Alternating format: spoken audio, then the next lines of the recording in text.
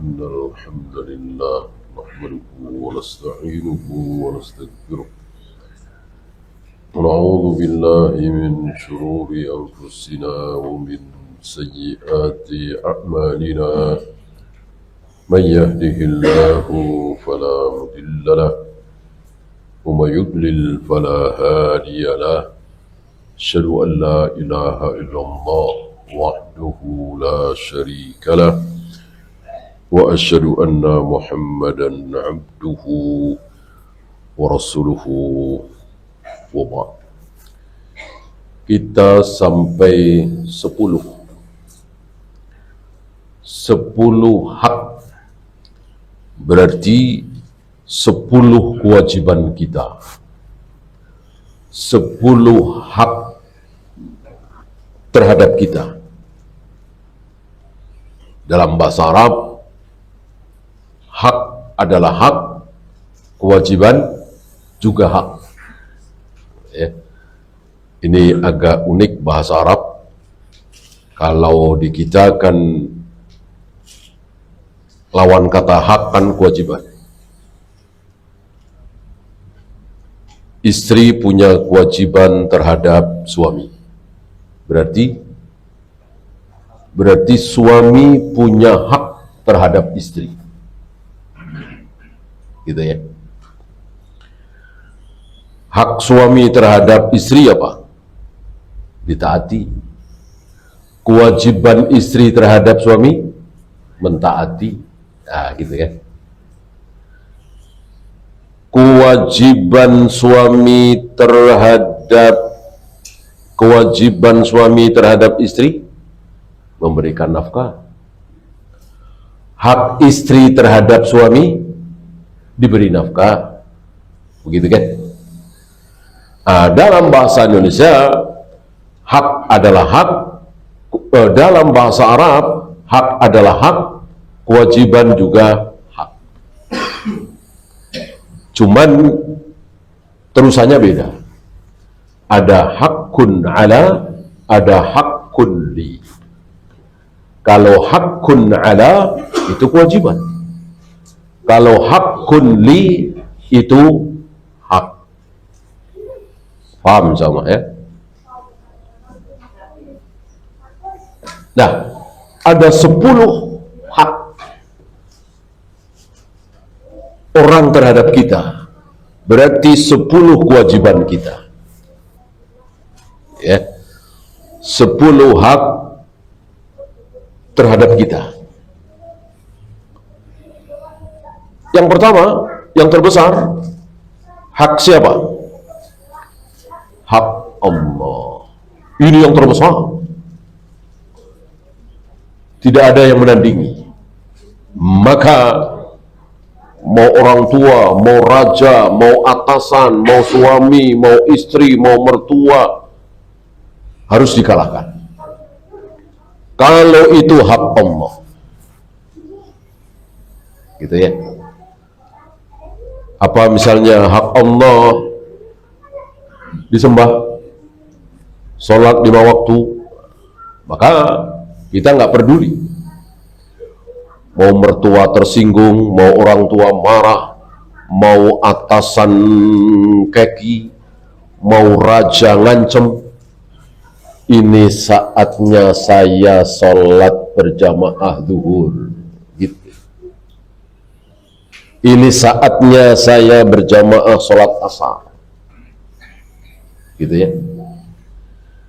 Beda sholat tahajud, sholat tahiyatul masjid, sholat qobliyah, ba'diyah, sholat sunat wudu, batalkan.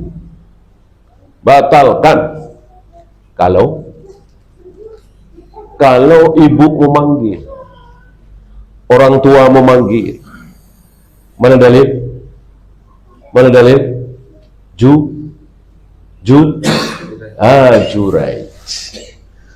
Juraid dalam hadis Bukhari itu dalil yang tegas, gamblang, terang benderang bahwa sholat harus dibatali. Kalau ibu memanggil, karena sholatnya bukan sholat wajib. Adapun sholat subuh, sholat duhur, sholat asar, sholat maghrib, sholat isya, nggak ada. Paham ya? Kenapa? Karena hak Allah itu yang paling besar, yang terbesar, tidak ada yang mengalahkan. Maka jika itu bukan hak Allah, maksudnya tidak wajib, ya boleh dikalahkan. Maka keliru seorang istri berpuasa, puasa sunat ya, sementara suaminya ada di rumah, lalu dia main puasa aja tanpa minta izin, boleh apa tidak? Tidak boleh, gitu ya, karena tidak wajib. Maka mengetahui mana yang wajib, mana yang tidak wajib sangat-sangat penting. Inilah hak Allah. Yang kedua, ini pengulangan ya, kemarin sudah kita singgung sedikit.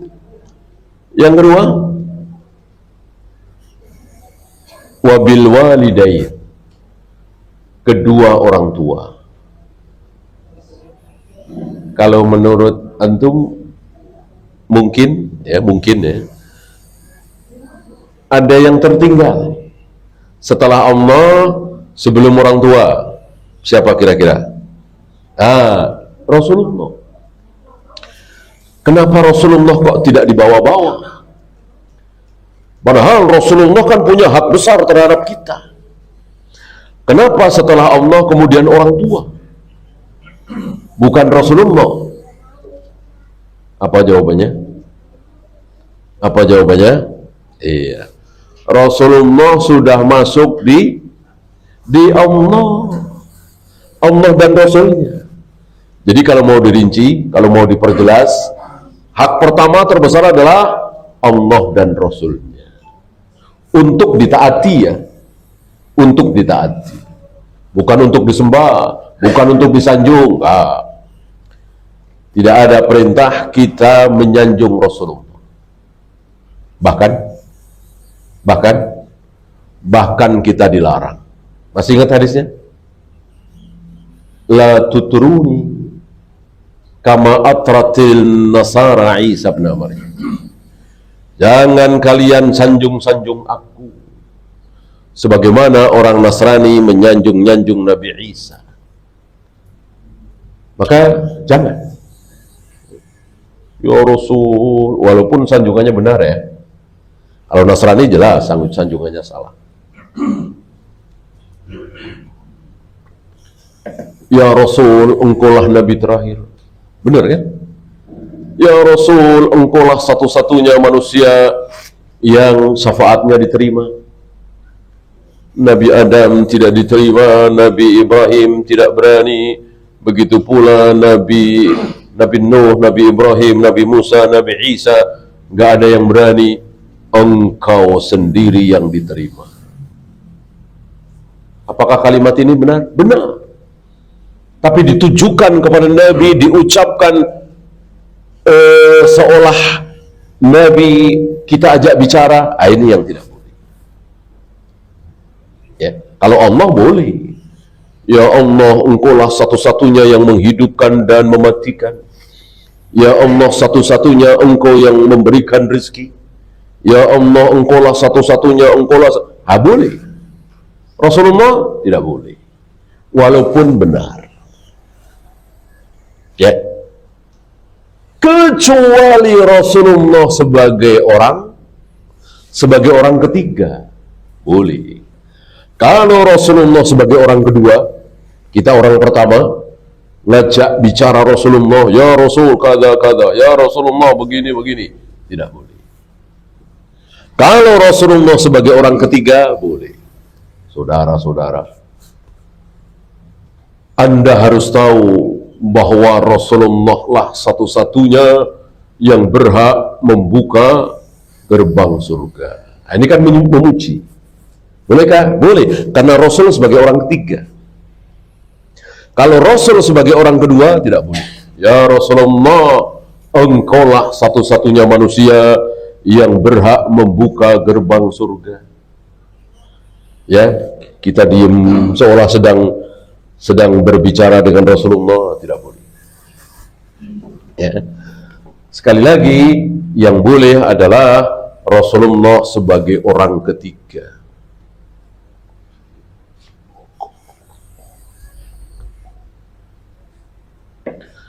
Sebagai orang kedua tidak boleh, haram.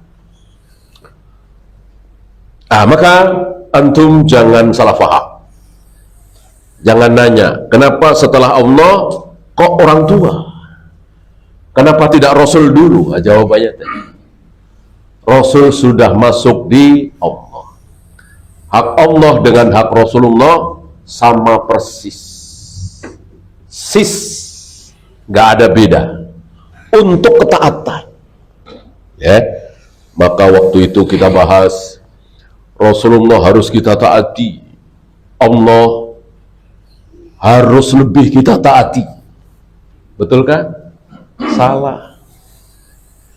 Kalau Nabi bersabda kita harus percaya, kalau Allah berfirman kita harus lebih percaya lagi, betul? Salah. Ya, durhaka kepada Rasulullah kufur, durhaka kepada Allah lebih kufur lagi. Salah. Ya. Tidak percaya dengan sabda Nabi kafir, tidak percaya dengan firman Allah lebih kafir lagi. Betul? Salah. Yang benar sama persis. Durhaka kepada Nabi kufur, durhaka kepada Allah kufur. Kufurnya sama. Tidak percaya dengan sabda Nabi kafir, tidak percaya dengan firman Allah kafir. Kafirnya sama. Nggak ada lebih. Kenapa? Bukankah Rasulullah manusia? Bukankah Rasulullah bukan Tuhan? Yang Tuhan kok Allah, kok sama? Jawabnya, karena apapun yang diucapkan oleh Nabi adalah dari Allah. Berarti sama saja. Berarti antara Al-Quran dengan hadis sama-sama dari Allah, sama-sama firman Allah, sama-sama bukan karangan Nabi, sama-sama keluar dari lisan Nabi. Antum kira para sahabat mendengarkan Al-Quran langsung dari suara Jibril begitu? Tidak kan? Para sahabat mendengar Al-Quran dari siapa? Dari lisan Nabi SAW. Apa bedanya dengan hadis? Ya nggak ada beda. Sama-sama keluar dari lisan Nabi. Tidak ada bedanya. Kenapa dibedakan? Gitu ya. Adakah perbedaannya? Tentu ada, tapi bukan di situ. Perbedaan antara Al-Quran dan hadis cuma di lafaz. Lafaz Al-Quran mukjizat? Iya. Lafaz hadis mukjizat? Tidak.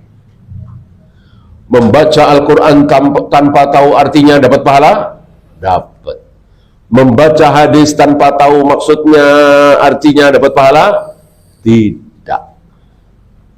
Karena lafaz hadis bukan mukjizat.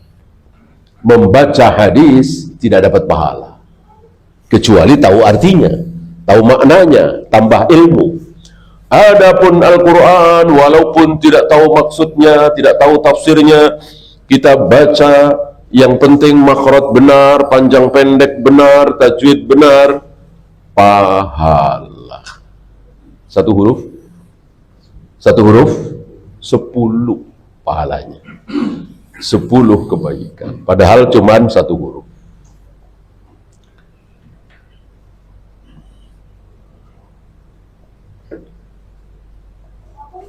Membaca Al-Quran ibadah, membaca hadis bukan ibadah kalau nggak tahu artinya. Nah, itu aja. Adapun isinya sama persis. Orang sama-sama dari Allah kok. Gitu ya. Al-Quran tidak boleh dirubah sedikit pun. Karena betul-betul firman Allah. Betul-betul yang didengar oleh Jibril. Yang Jibril sampaikan kepada Nabi SAW itu sama persis. Jibril tidak merubah satu huruf pun. Rasulullah juga tidak merubah satu huruf pun. Maka Rasulullah awalnya panik, khawatir, takut, jangan-jangan lupa. Coba kalau Rasul lupa menyampaikan begitu dapat wahyu dari Nabi, dari Jibril 15 ayat misalnya. Nah, udah Jibril naik lagi kan ke langit. Pas Rasulullah mau sampaikan cuma 13. Ya.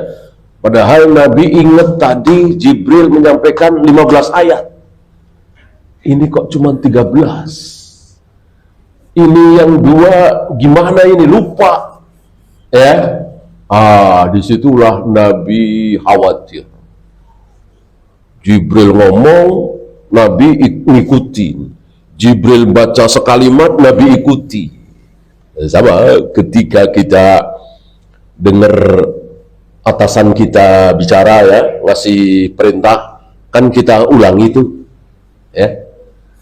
Kita ulangi biar jangan sampai kita lupa. Ketika seorang komandan memerintahkan kepada bawahannya, kepala regu misalnya,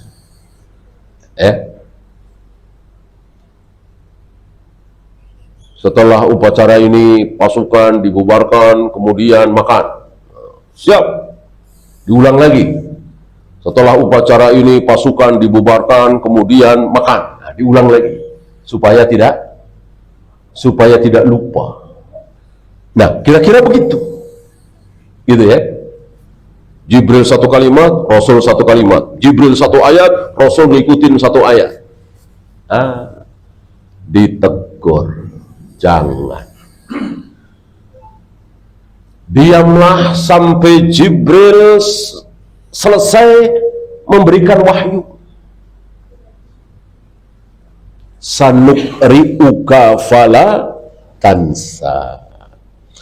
Kami jamin bahwa kami akan membacakan Al-Quran, wahyu dari kami, dan kami jamin engkau tidak mungkin lupa. Nah, setelah dijamin oleh Allah bahwa beliau tidak mungkin lupa, tenang beliau. Ketakutannya, kekhawatirannya hilang. Maka beliau dengarkan semua dulu. Ini luar biasa ya. Daya hafal beliau luar biasa. Mukjizat tentunya.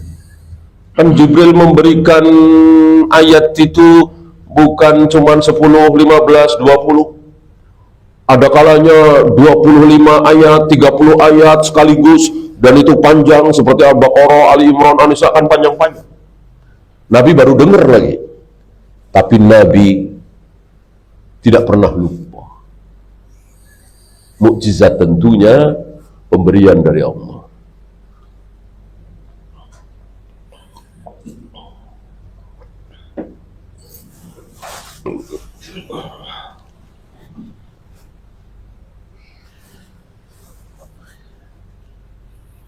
Kemudian wabidil kurba, setelah Allah, orang tua, kemudian kerabat dekat. Jangan lupa, tentu setelah orang tua. Mungkin antum sudah tidak punya orang tua, ayah ibu sudah meninggal, masih ada bibi, masih ada paman, masih ada keponakan, masih ada sepupu. Ini keluarga dekat. Barangkali ada yang nggak bisa makan, barangkali ada yang nggak bisa nyekolahin anaknya, barangkali ada yang butuh pengobatan ke rumah sakit tapi tidak punya uang. Sementara antum kaya raya. Jangan sampai terjadi. Inilah pentingnya antum silaturahim. Kan jadi tahu, ya. Antum kaya raya, mobilnya mewah, rumahnya megah, tapi ada keponakan antum yang kelaparan atau tidak bisa bayar SPP sekolah, kok antum sampai tidak tahu? Nah, ini aib. Ya. Berarti antum tidak silaturahim. Kalau silaturahim, insya Allah, apalagi hari ini, untuk mengetahui keadaan ponakan kita yang ada di Surabaya, sepupu kita yang ada di Makassar, bibi kita yang ada di Nusa Tenggara misalnya, itu mudah sekali, sangat mudah sekali. Kenapa tidak kita pakai? Ya, kalau dulu sulit, harus datang baru tahu. Sekarang tidak. Ya, dalam hitungan menit, mungkin detik, begitu pencet, nah, kita langsung tahu jawaban. Nah, pergunakan. Teknologi itu kan tidak haram, bisa buruk, bisa baik, tergantung bagaimana kita memanfaatkan. Ya, dulu untuk bisa baca Sahih Bukhari, Sahih Muslim, Sunan Abu Daud, Nasai, Tirmidzi, butuh satu lemari. Ya, sekarang cuman satu handphone, cuman satu tab. Ya, ini bisa memuat Bukhari, Muslim, Abu Daud, Nasai, Tirmidzi, bisa kita baca sambil di bawah pohon, sambil nunggu kereta, sambil nunggu temen, sambil nunggu komat. Nikmat sekali. Ya, kalau kita pakai untuk kemaslahatan. Ini malah dipakai buat mantengin status orang. Nah, apalagi status mantan. Ya, ngapain? Bikin rusak hati. Ya, maka jangan mengharamkan teknologi. Bisa bermanfaat luar biasa. Antum tahu di zaman Imam Bukhari, Yahya bin Ma'in, Ali bin Madini, itu kalau pelajaran hadis ribet. Ya. Imam Bukhari misalnya mengatakan haddatsana fulan, sebelah situ teriak haddatsana fulan, sebelah sana lagi teriak haddatsana fulan, sebelah sana lagi teriak haddatsana fulan, biar dengar semua. Sebab kalau Imam Bukhari doang, yang sono-sono nggak dengar, kan ribuan yang datang. Ribet nggak? Ribet. Nah, sekarang ada nikmat Allah yang luar biasa, pengeras suara. Sekali bicara sampai kemana-mana. Sekali takbir Allahu Akbar, imam Masjidil Haram terdengar oleh ratusan ribu bahkan jutaan manusia. Sampai keluar-luar, sampai ke depan hotel sana. Tentu ini nikmat yang mestinya disyukuri, dimanfaatkan dengan baik.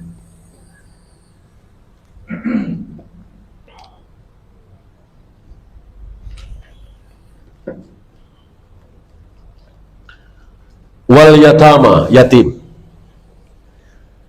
Yatim yang mati siapa kemarin? Ibunya apa ayahnya? Ayahnya. Maka jika ibunya sudah meninggal tapi ayahnya masih hidup, belum dibilang yatim. Lalu apa? Ya enggak yatim aja, anak biasa. Dalam bahasa Arab, dalam kaidah syar'i kan enggak ada piatu. Piatu itu mungkin bahasa kita, istilah kita aja lah. Kalau bapaknya meninggal yatim, kalau ibunya meninggal piatu, kalau meninggal dua-duanya yatim piatu. Dalam istilah syar'i tidak ada.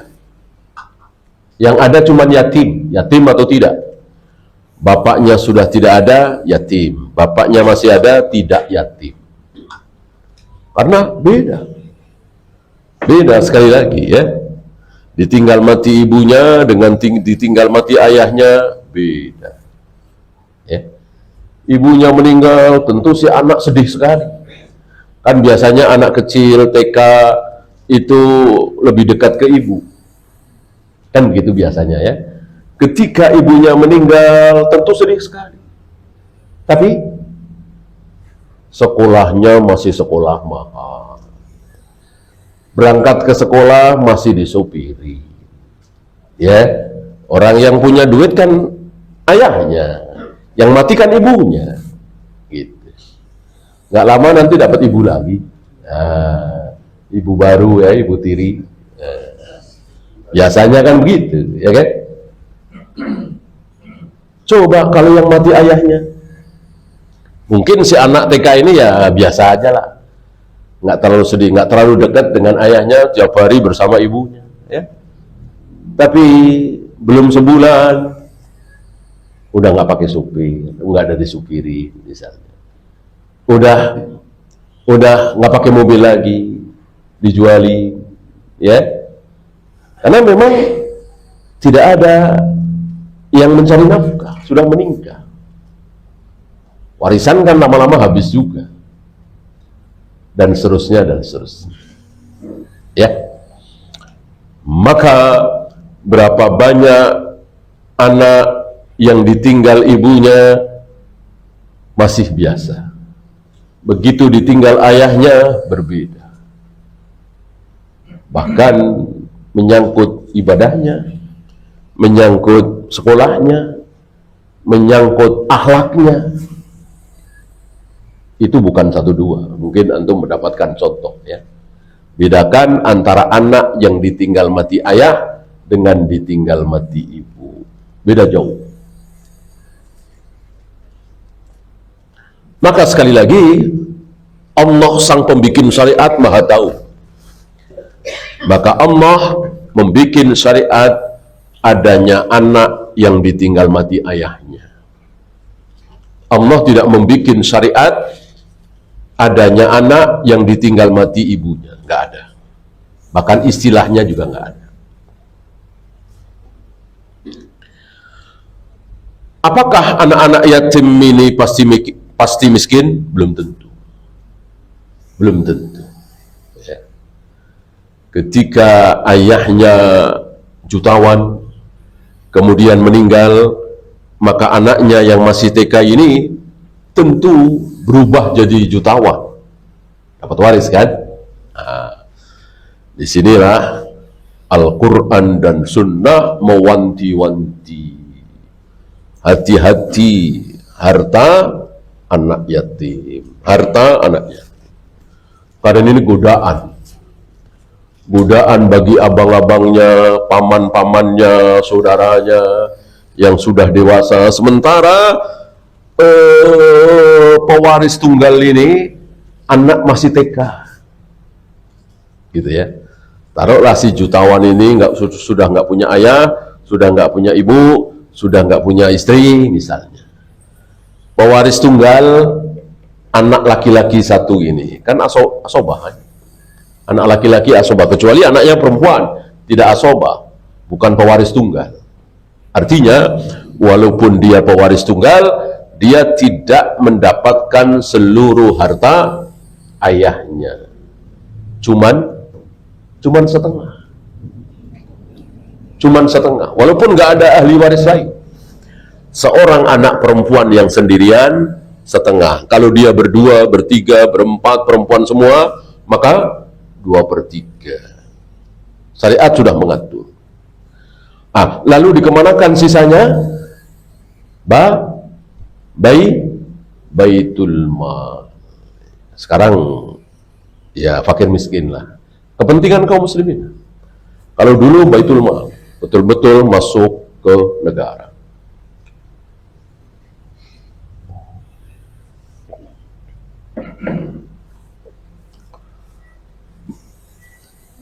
Wal masakin. Makanya setelah yatim kemudian miskin. Kenapa? Karena yatim belum tentu miskin, miskin pun belum tentu yatim, kan gitu. Maka yang disuruh kita perhatikan adalah orang-orang miskin, yaitu orang yang kebutuhannya jauh lebih besar dari pendapatannya. Untuk hidup layak, makan yang wajar, dia butuh 200.000 sehari, anaknya banyak. Dia cuman dapat 50.000 sehari.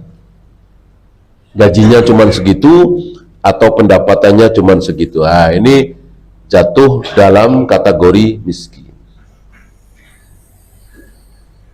Kebutuhannya jauh lebih besar dari penghasilannya. Pendapatannya jauh lebih kecil dari pengeluarannya.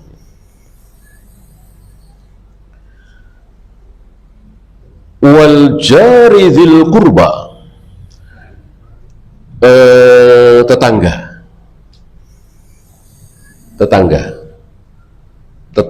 dekat. Wal jaril junub, tetangga yang agak jauh. Jadi rupanya tetangga saja dibedakan. 10 rumah dari kita dengan nempel dengan rumah kita beda, haknya beda. Ya. Jangan sampai rumah yang nempel dengan rumah kita dapat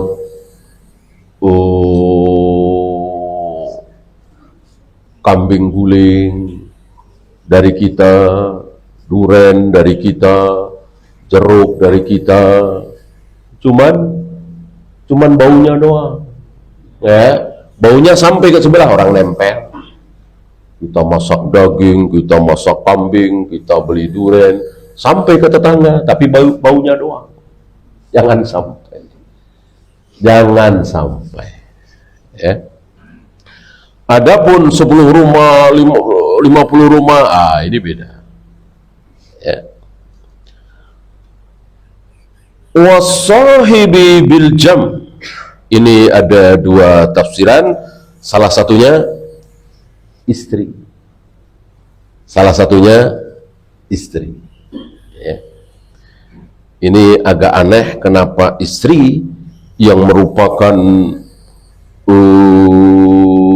orang yang sangat berjasa terhadap kita, paling dekat dengan kita, diletakkan di nomor 1, 2, 3, 4, 5, 6, 7 gitu ya. Mungkin ada pertanyaan seperti itu ya. Jawabannya jarang dari kita para lelaki yang menyanyiakan istri lalu mengistimewakan tetangga, teman. Ini sepertinya jarang sekali, sangat jarang sekali.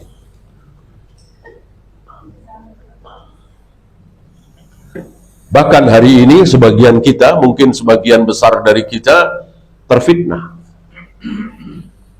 oleh istri. Ya. Jangankan teman, jangankan tetangga, ibu kita sendiri kalah oleh istri kita. Ya. Artinya perhatian kita lebih tertuju kepada istri kita daripada ibu kita. Salah apa benar ini? Tentu salah besar. Salah besar. Ya. Sampai kapanpun ibu kita tidak akan terkalahkan oleh istri kita. Ya. Walaupun istri kita ingin mengalahkan.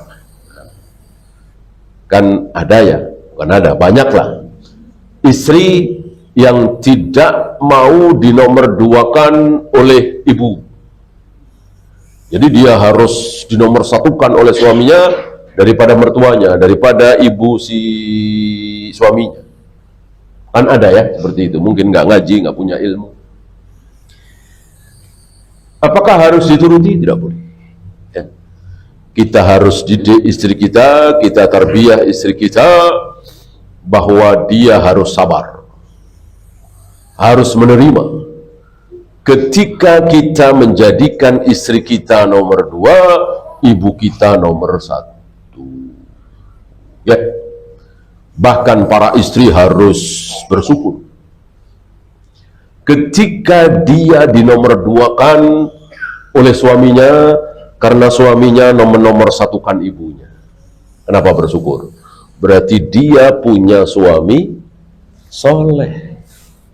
Dia punya suami berilmu, dia punya suami baik, dia punya suami yang diridhoi oleh Allah. Kenapa? Karena menjadikan ibunya sebagai orang nomor 1 di muka bumi.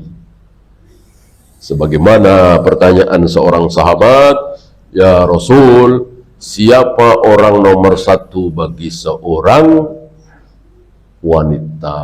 Dijawab suaminya. Siapa orang nomor 1 bagi seorang laki-laki? Dijawab ibunya. Ibunya.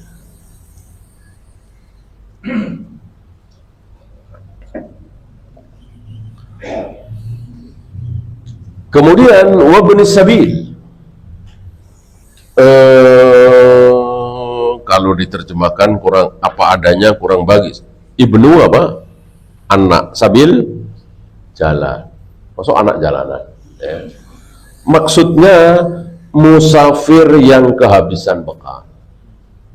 Dia tidak bisa pulang ke negerinya, ke kampungnya, ke daerahnya karena kehabisan bekal.